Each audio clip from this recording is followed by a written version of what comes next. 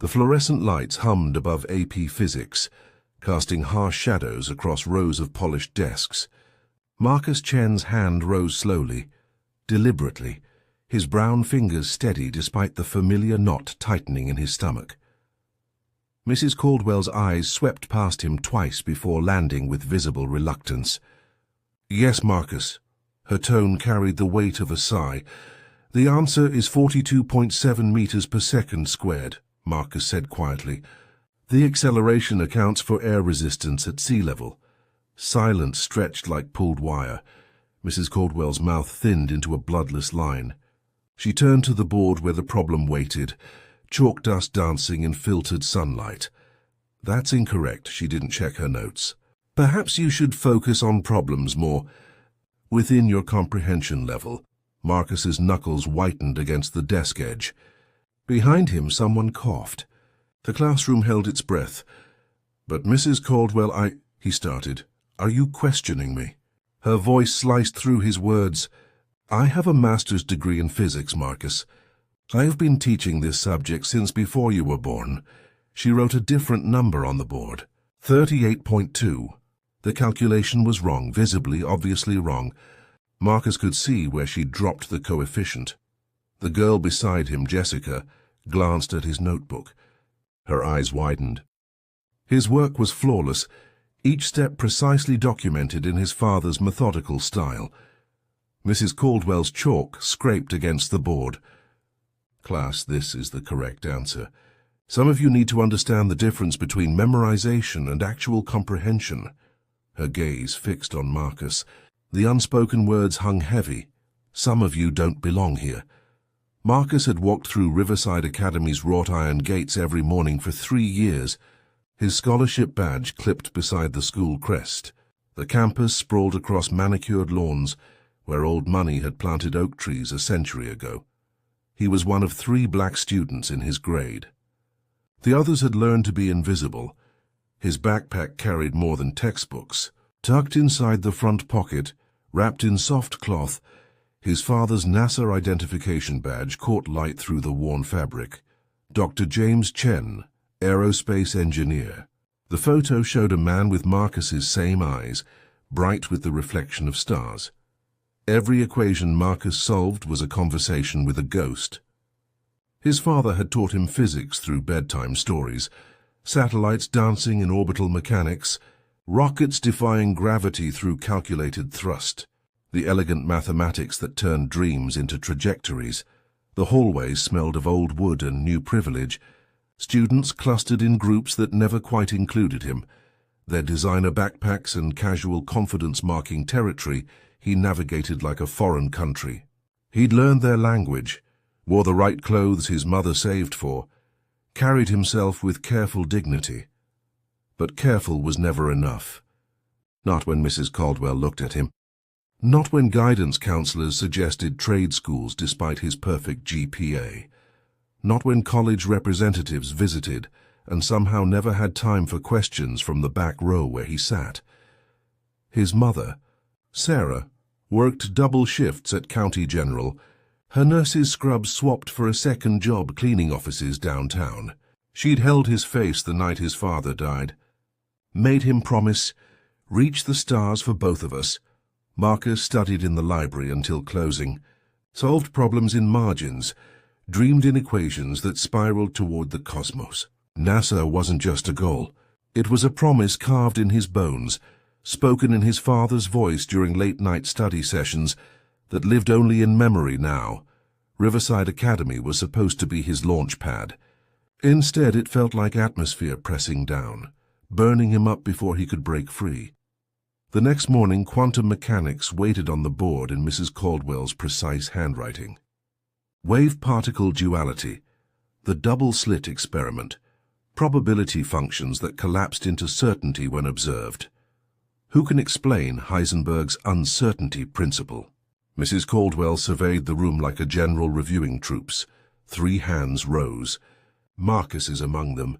She called on Tyler Bennett, whose father funded the new science wing. Tyler stumbled through half an answer, confident despite being wrong about the mathematical relationship. Mrs. Caldwell smiled encouragingly. "Good start, Tyler. You're thinking in the right direction." She wrote an equation on the board. "Now this is a simplified version of the uncertainty calculation. Can anyone solve for the minimum uncertainty in momentum?" Marcus saw the answer immediately. The mathematics unfolded in his mind like origami reversing itself, each fold a step backward to elegant simplicity. His hand rose. Mrs. Caldwell's expression hardened. "Marcus, all right. Show us." He walked to the board, chalk cool against his palm. His handwriting matched his father's, neat, methodical, each symbol placed with intention. The solution emerged in 4 clean lines, the uncertainty principle revealing itself through algebra. "There," Marcus said quietly, setting down the chalk. "The minimum uncertainty is h bar over 2.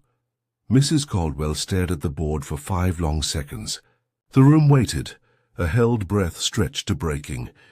"This is exactly what I'm talking about," her voice carried to every corner. "Memorization without understanding." "Marcus, did you look up this problem online?" Heat flooded his face. "No, ma'am. I worked it from the principle. The principle you clearly don't understand."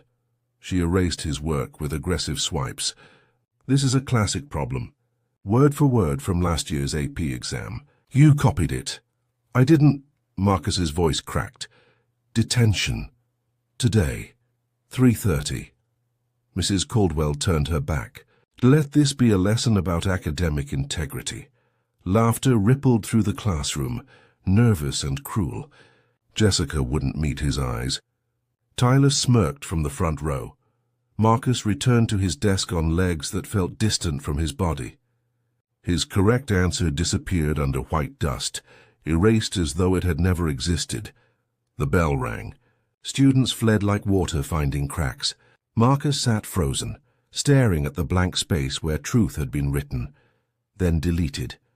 Mrs. Caldwell gathered her papers without looking at him. "Don't be late for detention," she said to the air. The cafeteria roared with Friday energy, but Marcus sat alone in the empty AP physics classroom instead. His lunch, peanut butter sandwich his mother had packed at 5 that morning, lay untouched beside his father's badge. The badge felt heavier than it should. Metal and laminated plastic, evidence of a life that had promised so much and ended too soon. Marcus traced the embossed NASA logo with his thumb. His father would have known what to do. Dr. James Chen had faced worse than Mrs. Caldwell's casual cruelty. He'd earned his doctorate when colleagues assumed he was the janitor. He'd designed satellite trajectories, while others questioned his calculations. He'd smiled through it all, patient and persistent. "The equations don't care what you look like," he'd told Marcus once. "Math is the only truly objective language. You solve it right and it stays solved." But what good was being right when someone with power insisted you were wrong? Marcus had solved the problem perfectly.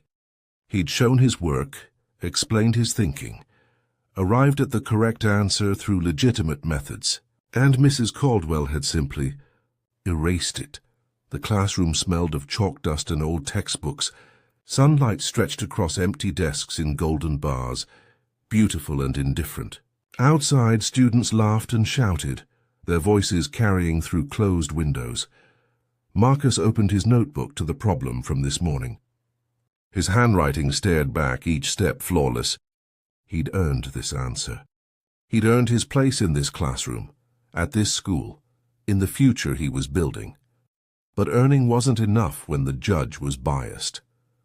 The weight of that truth settled in his chest, heavy as gravity, inescapable as physics itself. His father's voice whispered through memory, "Stay focused. Keep solving. Let your work speak." Marcus closed the notebook and picked up his sandwich. The bread was dry in his mouth, but he chewed anyway. Gave up wasn't an equation he knew how to solve. Marcus was 7 when his father first took him to the Jet Propulsion Laboratory. The building had stretched toward the sky like a portal to another world, all glass and steel, and impossible dreams made tangible. "See that?"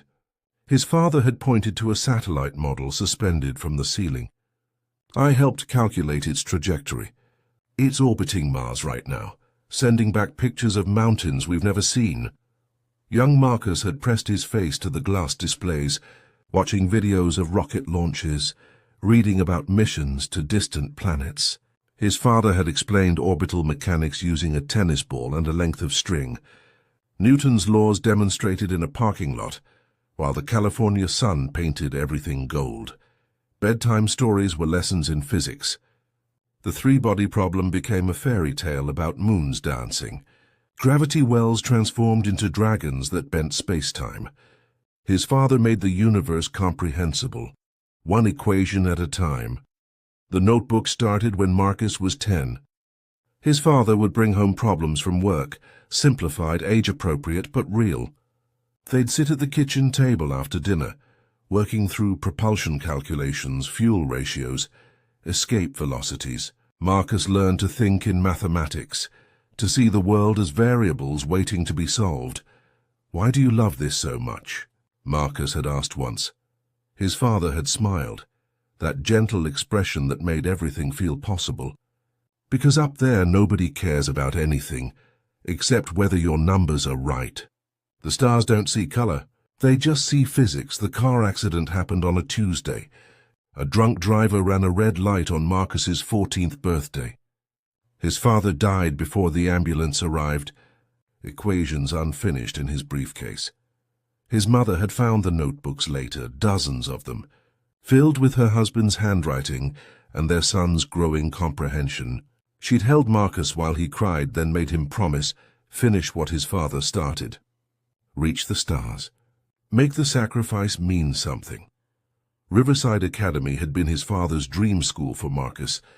The scholarship application had been completed a week before the accident, his father's signature still fresh on the recommendation letter he'd written himself.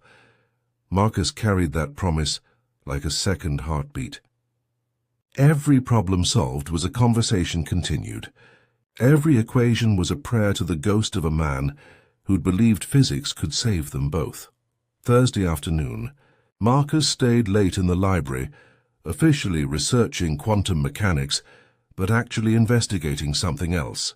The school's database contained personnel files, partially accessible through the student portal.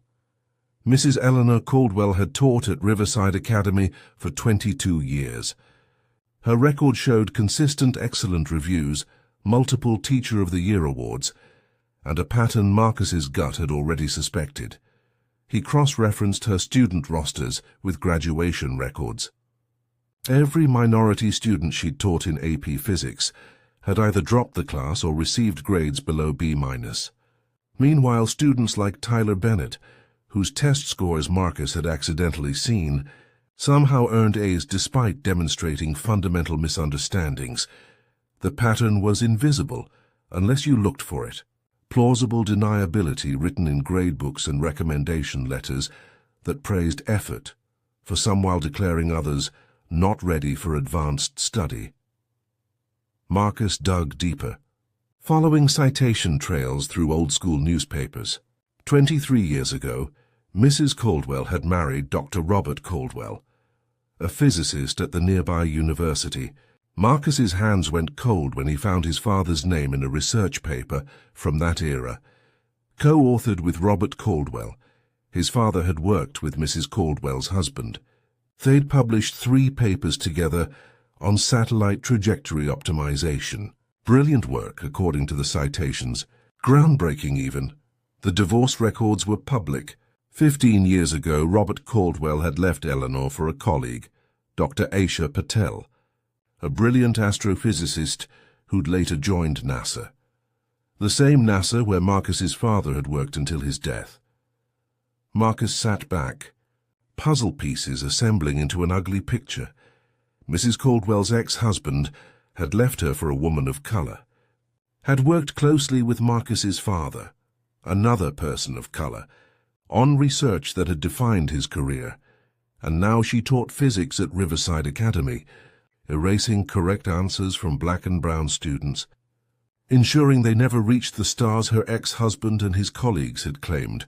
It wasn't about Marcus. It had never been about Marcus. He was just the latest target in a vendetta, written in failed grades and crushed dreams. The library's fluorescent lights buzzed overhead. Outside, the sun was setting, painting the expensive campus in shades of gold that couldn't reach where Marcus sat, surrounded by evidence of systematic cruelty, disguised as educational rigor. His father's badge pressed against his chest through his shirt pocket. The weight of it felt different now. Not just a promise, but a threat to everything Mrs. Caldwell had been destroying for 2 decades. Monday morning, Marcus arrived early. He waited outside Principal Morrison's office, his folder of evidence clutched in steady hands. The secretary eyed him with curiosity, but buzzed him through. Principal Morrison looked up from her computer, surprise flickering across her professional smile. "Marcus Chen, is everything all right? I need to report a pattern of discriminatory grading." Marcus laid the folder on her desk. "Mrs. Caldwell has systematically failed minority students for 22 years while passing white students with objectively worse performance." The principal's expression shifted, surprise to concern to something harder to read. She opened the folder, scanning the charts Marcus had created, the grade comparisons, the demographic data. "These are serious allegations," Morrison said slowly. "But Mrs. Caldwell is one of our most respected teachers. Her family has supported this school for generations. That doesn't make the pattern less real." Marcus kept his voice level. "I have documentation, test scores, papers, recommendation letters. The data is clear." Morrison set down the folder. "I appreciate you bringing this to my attention. I'll look into it discreetly. In the meantime, perhaps we should consider transferring you to a different physics section." "No." The word came out sharper than Marcus intended. "I want to stay in AP Physics. I want fair grading. I want an apology for being accused of cheating when my work was correct." The principal's face hardened slightly. "Marcus, I understand you're frustrated, but making accusations of this magnitude requires extraordinary evidence. What you've shown me is concerning, certainly, but it could also be explained by legitimate academic variation." "Legitimate?" Marcus's voice rose despite himself. "She erased my correct answer and called it cheating, in front of the entire class. I'll speak with her." Morrison stood, signaling the end of the meeting. "But I need you to understand that Mrs. Caldwell's family are major donors. Her grandfather endowed our science building. We need to handle this carefully." Marcus stood slowly, the weight of translation settling over him. Carefully meant not at all. Discreetly meant buried. He'd brought evidence. He'd followed procedures. And the machine had simply absorbed his complaint, processed it through institutional filters, and returned silence dressed as concern. "Thank you for your time," Marcus said, the words ashes in his mouth. Morrison's smile returned, relieved. "I'm glad we had this talk. I'm sure we can resolve this amicably." Marcus walked out, knowing nothing would change. The folder remained on Morrison's desk, truth contained in manila, easily filed away with all the other inconvenient realities the school preferred not to see. The announcement came during Friday's morning assembly. Special guests from NASA's Jet Propulsion Laboratory would be visiting to present the prestigious Aerospace Scholarship Challenge, a full ride to MIT, plus a paid internship, awarded to the student who could solve a theoretical equation that had stumped professionals. Marcus's heart hammered.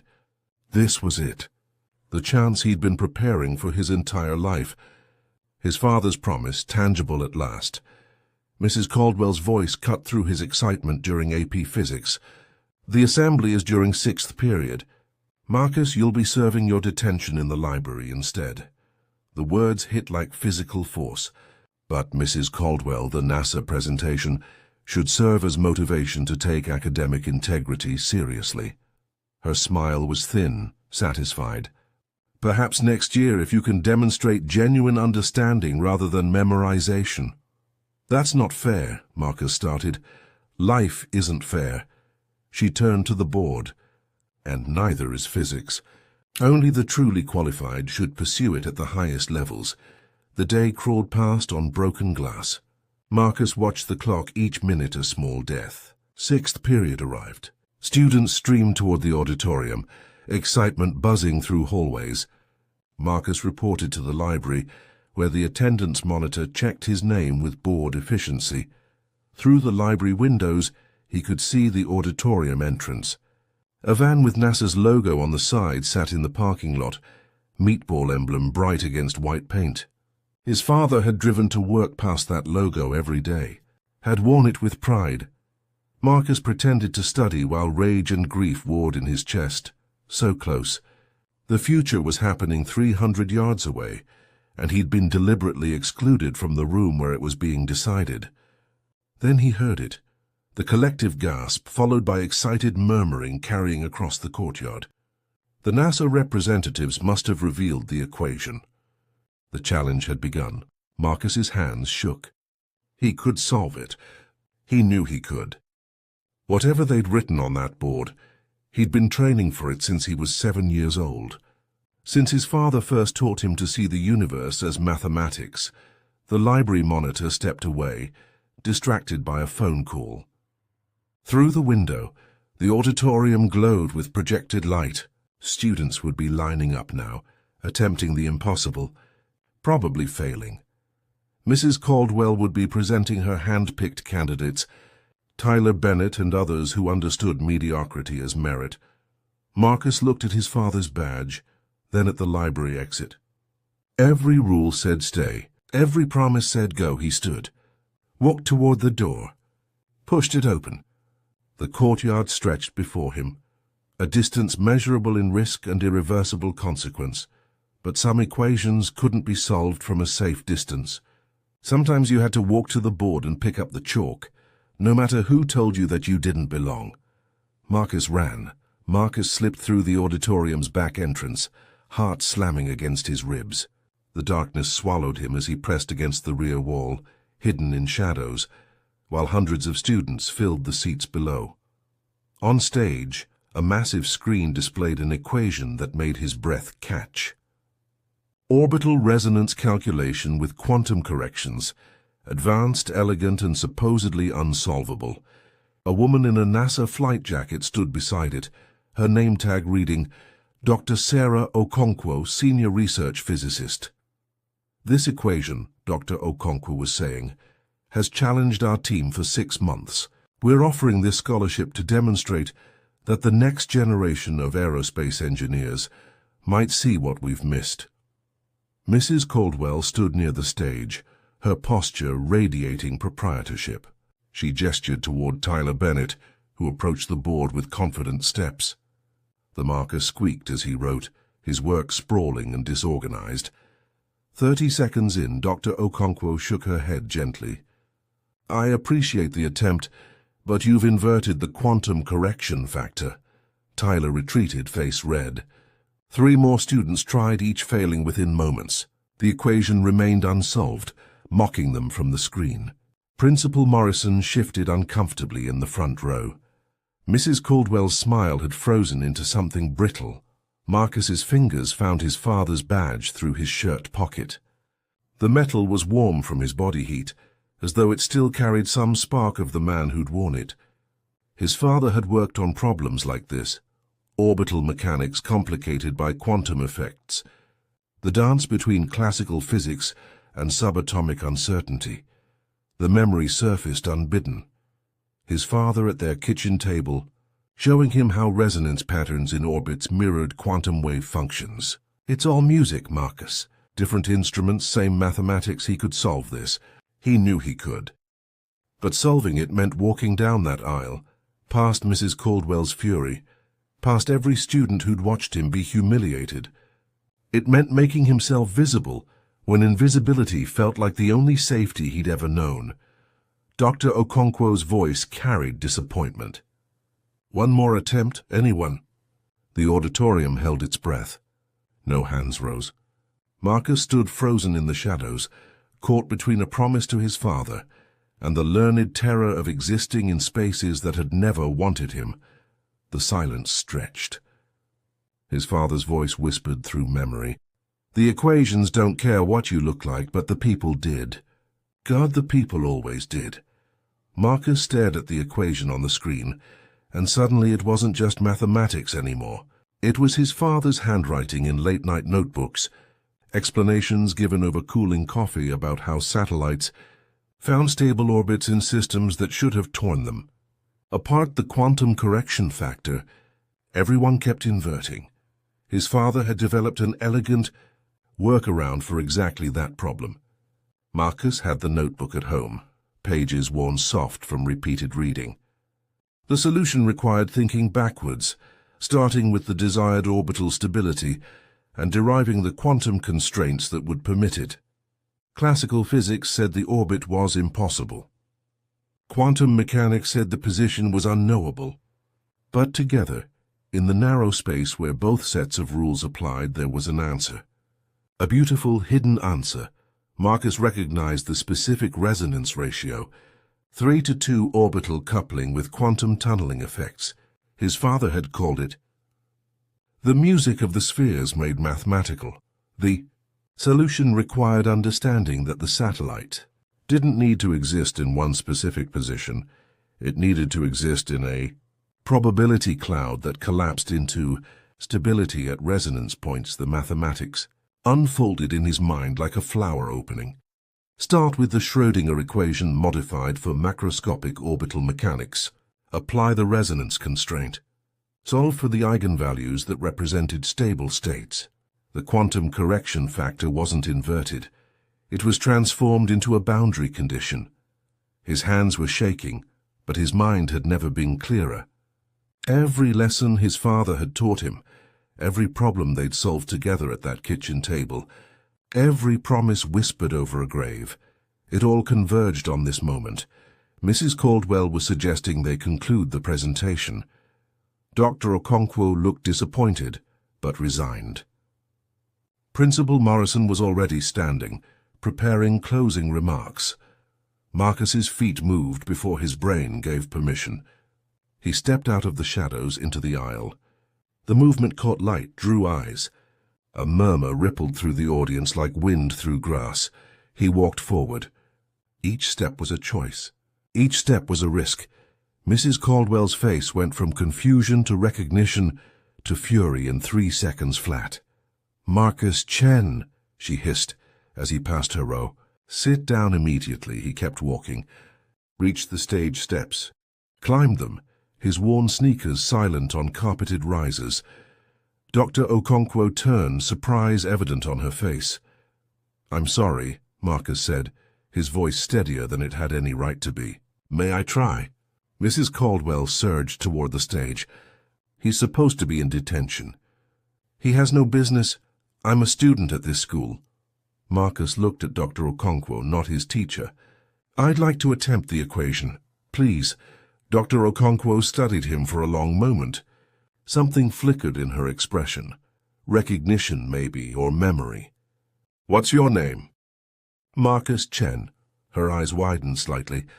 "Any relation to Dr. James Chen?" "JPL Aerospace Division?" Marcus's throat tightened. "He was my father." Dr. Okonkwo's expression softened, then sharpened with new interest. "Then by all means, show us what you've got." Marcus approached the board like it was an altar. The marker felt light in his hand, impossibly light after carrying so much weight for so long. Behind him, the auditorium held 400 breaths. He started writing. Not fast, not slow, methodical, precise. His father's handwriting style flowing through his fingers. "The issue isn't the quantum correction factor," Marcus said, his voice carrying in the silent space. "Everyone's treating this as a classical problem with quantum adjustments, but it's actually a quantum problem with classical constraints." He wrote the Schrödinger equation, modified for macroscopic application. Dr. Okonkwo leaned forward, her eyes tracking each symbol. "The satellite doesn't exist at a single point in its orbit," Marcus continued. "It exists as a probability distribution that collapses into measurement at resonance peaks. The 3:2 orbital coupling creates standing wave patterns in the probability field." The mathematics flowed. He transformed the orbital mechanics into quantum eigenstates, showing how each stable position was actually a quantum superposition. The correction factor everyone had inverted became a boundary condition, defining which probability clouds would collapse into stable orbits. The resonance points act like quantum wells, Marcus explained, his marker dancing across the board. The satellite probabilistically tunnels between them, maintaining orbital stability through quantum coherence at the macroscopic scale. He could feel Mrs. Caldwell's rage like heat against his back. But Dr. Okonkwo's silence was different, the silence of focus, of recognition. She was following every step. Marcus reached the final transformation. The equation simplified beautifully, impossibly. All the complex quantum corrections collapsed into a single elegant term that described orbital stability as a quantum classical hybrid state. He set down the marker, turned to face the audience. His hands were steady now, steady as mathematics, steady as truth. Dr. Okonkwo stepped to the board. She checked his work line by line, her finger tracing each derivation. The silence stretched so long Marcus could hear his own heartbeat, could hear breathing from students in the front row. Then Dr. Okonkwo did something unexpected. She pulled out her phone, snapped a photo of the solution, and sent it somewhere. Seconds ticked past like hours. Her phone buzzed. She read the message and a smile broke across her face like sunrise. "Ladies and gentlemen," she said, turning to the audience, "Marcus Chen has just solved an equation that stumped our entire team for half a year." She looked at him, eyes bright. "Not only is your solution correct, it's elegant. This is graduate-level work. This is publishable." The auditorium erupted. Students surged to their feet, applause crashing like waves. Marcus stood frozen, unable to process the sound, the validation, the moment happening around him. Mrs. Caldwell's voice cut through the noise. "This is highly irregular. He was supposed to be in detention. He violated school rules. He solved the impossible." Dr. Okonkwo's voice carried steel beneath the warmth. "And I'd like to know why a student this talented was in detention instead of in this room." Principal Morrison climbed the stage steps, her face a careful mask. But her eyes held calculation, seeing lawsuits and uncomfortable questions. "There's been a misunderstanding. Marcus is one of our finest students." "Really?" Dr. Okonkwo pulled out her tablet, pulled up something. "Because according to his current grade report, which your staff sent over this morning, he's failing AP Physics." The auditorium went silent again. But this silence was different, dangerous. Mrs. Caldwell's face drained of color. "That must be a clerical error," Morrison said quickly. "Must be." Dr. Okonkwo's tone suggested she knew exactly what kind of error it was. She turned to Marcus. "The scholarship is yours. Full ride to MIT, internship at JPL. We'd be honored to have you." Marcus looked at the equation on the board, his work, his father's legacy, their shared language of stars and mathematics. He looked at Mrs. Caldwell, whose 22-year campaign of erasure had just ended in front of 400 witnesses. He looked at his hands, steady and sure, hands that had earned their place at the board. "Thank you," Marcus said quietly. "I accept." The week that followed passed in a blur of meetings and congratulations. Dr. Okonkwo stayed an extra day, sitting with Marcus in Principal Morrison's office, while uncomfortable conversations happened around them. Mrs. Caldwell took early retirement, effective immediately. The school called it mutual, called it planned, but the investigation Dr. Okonkwo quietly initiated told a different story. 22 years of systematically blocked futures, of talent suppressed and dreams erased. The pattern Marcus had documented became undeniable when others started speaking up. Jessica found him after school on Thursday, her eyes apologetic. "I should have said something." When she erased your answer, "I knew you were right." "Yeah," Marcus said simply. "You should have." She nodded, accepting the weight. "I'm sorry." Tyler Bennett didn't apologize, but he nodded once in the hallway, a gesture that might have been respect or might have been defeat. Marcus didn't particularly care which. His mother arrived at school on Friday, pulling a double shift to make the meeting Dr. Okonkwo had requested. She walked into the conference room in her nurse's scrubs, exhaustion and pride warring on her face. "Mrs. Chen," Dr. Okonkwo said warmly, "your son is extraordinary. His solution didn't just solve our equation, it opened up 3 new research directions. We'd like him to co-author the paper." Sarah Chen's hand found Marcus's shoulder, squeezed. Her eyes were bright with tears she'd earned the right to shed. "His father would be so proud." "I knew Dr. Chen," Dr. Okonkwo said softly. "We worked together briefly, years ago. James was brilliant and kind. I see both qualities in Marcus." That evening, Marcus sat in his room surrounded by his father's notebooks. He opened the one containing orbital resonance work, found the page that had sparked his solution. His father's handwriting, 3 years gone, but still teaching, still guiding. He pulled out his father's NASA badge, held it up to the light. The photo showed a man who'd faced everything Marcus was facing now, had overcome it through persistence and undeniable excellence. Marcus pinned the badge to his own shirt, feeling its weight settle over his heart. Not a ghost anymore, a legacy, a promise kept. His phone buzzed. "A message from Dr. Okonkwo. The team wants to meet you next month. Bring questions, and bring more solutions. We need minds like yours." Marcus smiled, the expression feeling strange and new on his face. He opened his notebook, began working through another problem from his father's research, his handwriting matching the one in the pages beside him. 2 generations of Chen solutions, reaching toward the stars together. 3 months later, Marcus stood in the empty AP Physics classroom one final time. Graduation was next week, MIT was waiting in the fall, and Dr. Okonkwo had already sent his first project assignment. But tonight, he needed to be here, where it had happened, where truth had been erased, then written again in permanent ink.